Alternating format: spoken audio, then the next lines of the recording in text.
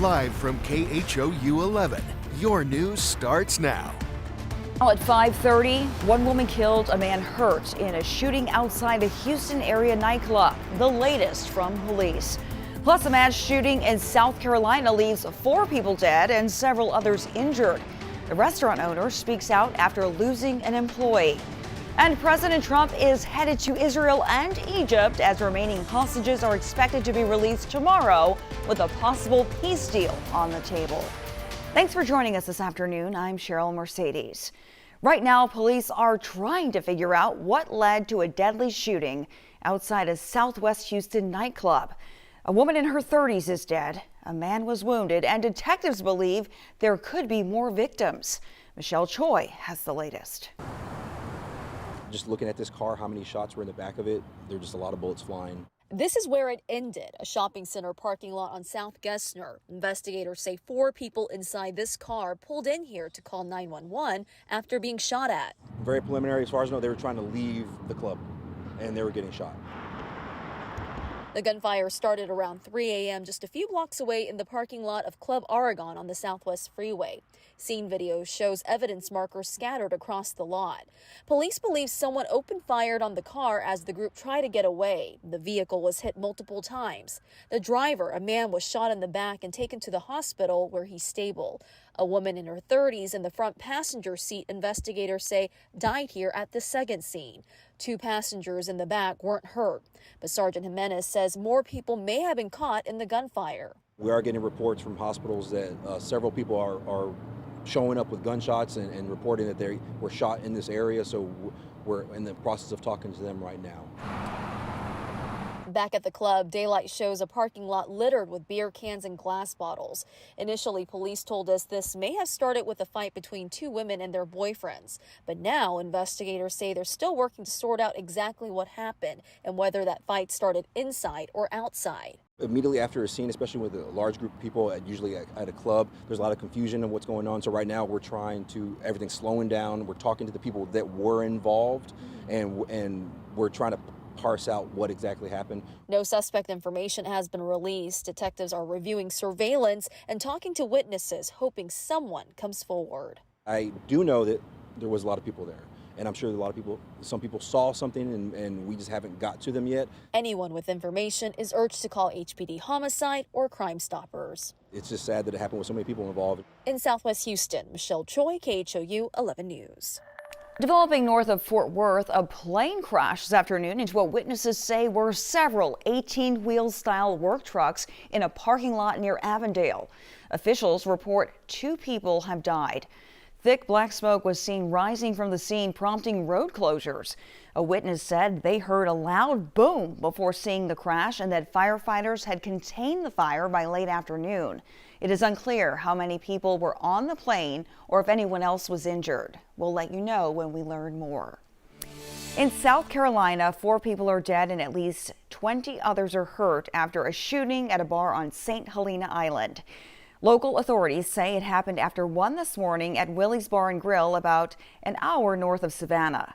When deputies got there, they found a large crowd outside and several people shot. 4 people died there and 4 of the injured are in critical condition. The restaurant owner confirmed a security guard hired for an event at the bar was among the deceased. When something like this happens, I mean, in your heart of hearts, at least in mine, I never really expected to ever see anything like this. Our hope was to come out here to put on events and people can come and enjoy themselves and go safely home. So anytime that you depart from that it just, it's hard to believe that something like that took place. No arrests have been made, but investigators are questioning a person of interest. It's still unclear what led to the shooting. Back in Houston, 2 men are in the hospital after a stabbing led to gunfire in East Harris County. Sheriff Ed Gonzalez says this happened around 6:30 this morning at a home on Rosemary Circle in the Baytown area. Investigators say a man and his girlfriend showed up at her ex-boyfriend's home. Her boyfriend allegedly stabbed the ex, who then grabbed a gun and shot him. Both men were taken to the hospital. Detectives are still gathering details. New video shows chaos at a Cy-Fair ISD football game. Fans ducking for cover and players dropping to the ground as shots rang out on Friday night. Take a look. District officials say the gunfire erupted in the parking lot of Pridgeton Stadium around 10 p.m. after the Cy Creek-Cy Ridge game ended. Administrators and police were immediately alerted and officers responded within minutes. While no one was hurt from the shooting, law enforcement is still working to catch anyone involved. President Trump is headed to Israel and Egypt in what he is describing as a very special event. This comes as remaining Israeli hostages are expected to be released tomorrow, and the president prepares to address the Israeli parliament. Torian Small has the latest. President Trump is set to depart for Israel and Egypt as the ceasefire holds ahead of the release of Israeli hostages. On Sunday, a spokesperson for the Israeli government said remaining hostages are expected to be released early Monday as a group. We are expecting all 20 of our living hostages to be released together at one time to the Red Cross. But Hamas is struggling to meet the Monday deadline to return the remains of the deceased hostages. We are looking forward anxiously to seeing our hostages back home tomorrow, the latest, and see all the hostages, including the hostages who are not alive anymore. On Sunday, the president of Israel praised President Trump for his role in facilitating a peace agreement. President Trump will be received by masses of Israelis, by the nation of Israel, in gratitude. President Trump will address the Israeli parliament on Monday before traveling on to Egypt, where he's expected to meet with Egypt's president and leaders from more than 20 countries to discuss peace in Gaza and the Middle East. This is a very special event. They had 500,000 people yesterday and today in Israel, and also the Muslim and Arab countries are all cheering. Everybody's cheering at one time. That's never happened before. On Sunday, 8 trucks departed from Egypt for Gaza in a bid to address what humanitarian aid workers have called a famine. And thousands of Gaza residents who fled their homes to safer areas during the conflict returned to their homes, many of which have been reduced to rubble. Torian Small, CBS News, Washington. Meanwhile, the government shutdown is about to enter day 12. President Trump is directing Defense Secretary Pete Hegseth to use all available funds to make sure active duty U.S. service members are paid this week despite the shutdown. A White House spokesperson says those payments will come from Defense Department research and development funds, which remain available for 2 years. At the same time, President Trump continues to blame Democrats for the ongoing shutdown, warning that without a deal, troops could miss pay after October 15th. He also reaffirmed that he won't negotiate on Democrats' health care demands until the government is reopened. But even with the promise to pay active duty troops, the shutdown's ripple effect is being felt across military communities too. In Central Texas, military families have rushed to food pantries for help. The Armed Services YMCA in Harker Heights reports a 34% increase in military households seeking help since the shutdown began. Volunteers say the pantry runs out of food by mid-morning due to heavier demand.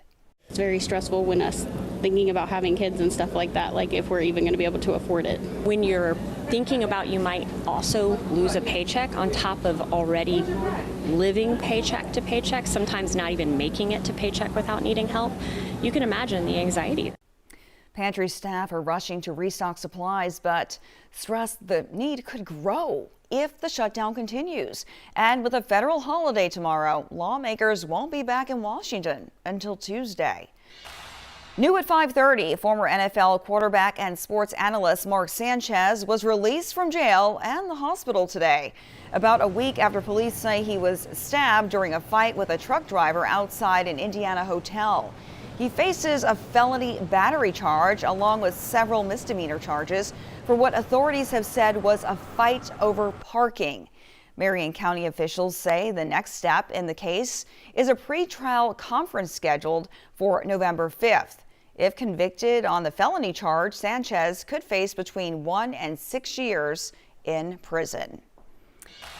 In the desert Southwest, severe flooding continues to impact Utah, Arizona, New Mexico, and Colorado after heavy rains this weekend.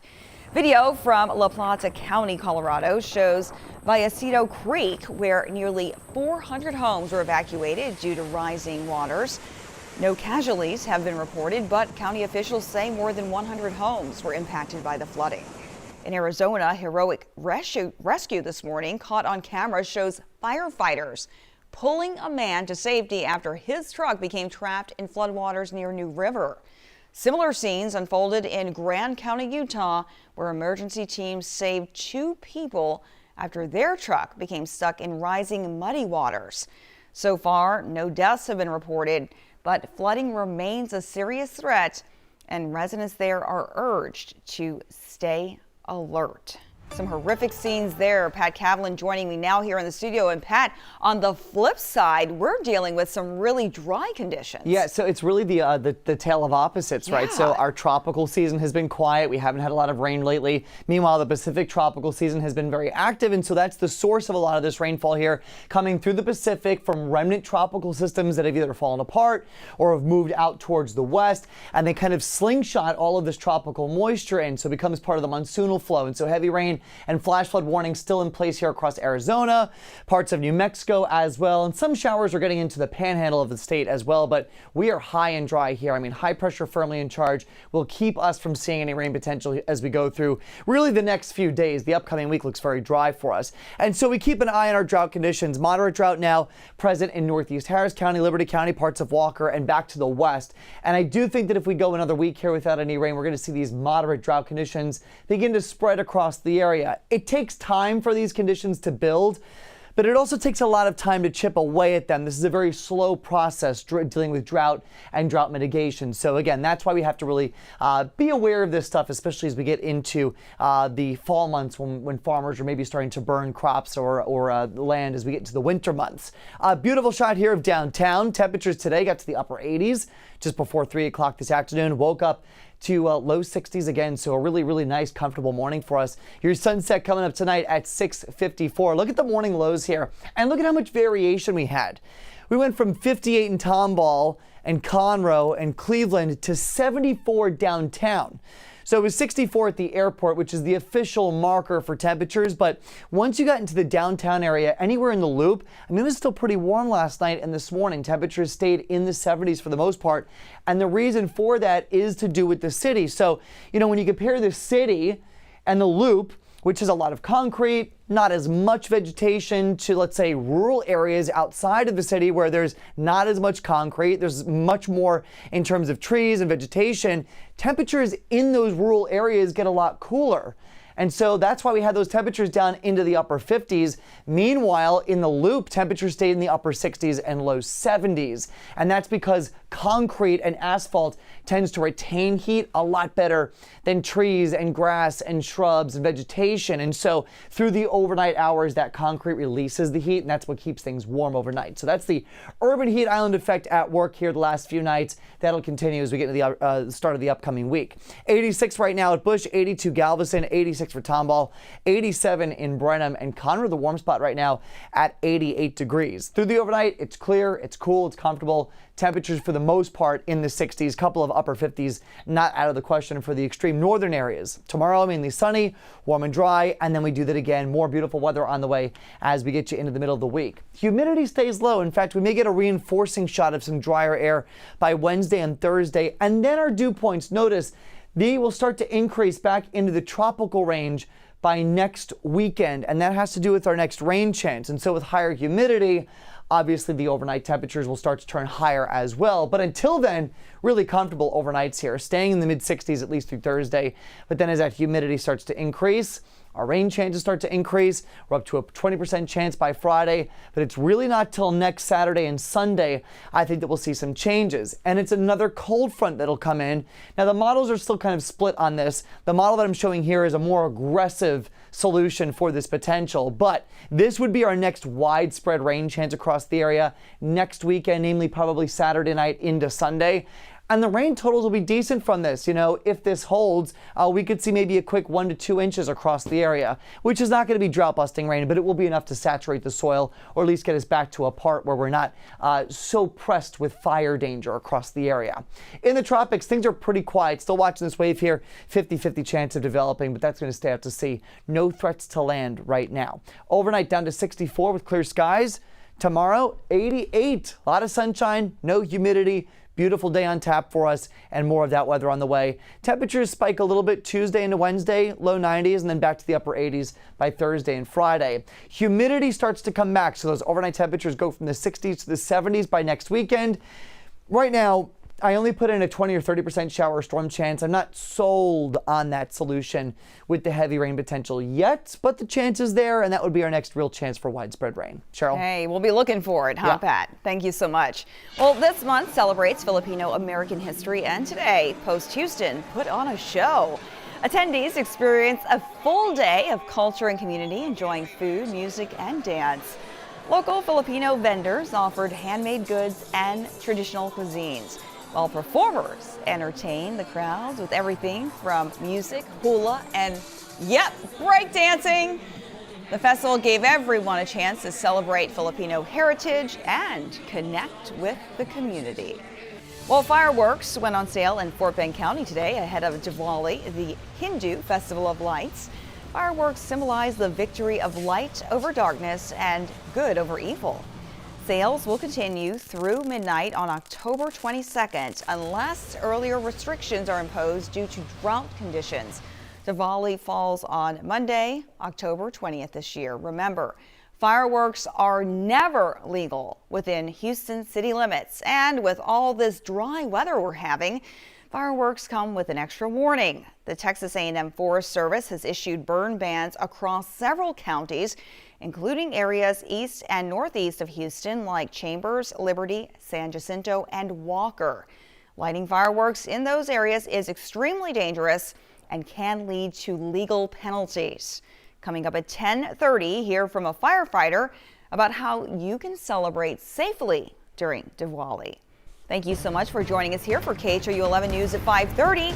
We'll have much more for you coming up a little bit later tonight at 10:30 this evening. We're on about 30 minutes late, but you can stream us until then on KHOU 11 Plus. Just download on your TV so you can watch for free. Have a great evening.